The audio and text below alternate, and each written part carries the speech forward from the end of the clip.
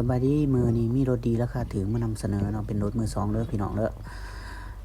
เป็นเจ้าซูเมอร์เอ็กเอกสารครบป้ายสวรรณเขตจากยังดีสียังเหลือมยังใสยังเงายังงามบ่ต่างจาก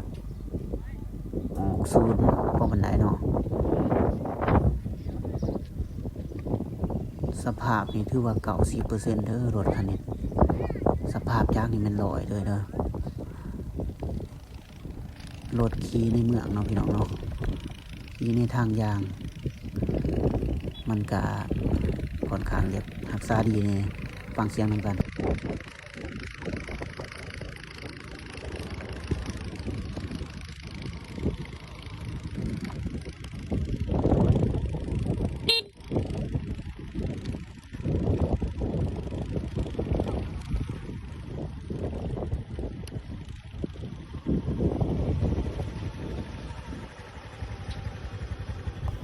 เอาถือว่าเสียงจากนี่ก็ยังนิ่มยังใสอยู่เด้อ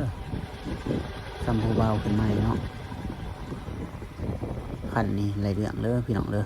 สนใจก็ทักทายสบายดีกันเข้ามาเบิ่งเนาะฟืนไฟไหลเบิดแก่ยังกำลังเบิดเนาะรถอยู่ปากเซ่เด้อแต่เป็นป้ายสวรรณเขตเนาะปี2019เอกสารครบสนใจทักทายกันเข้ามาเนาะ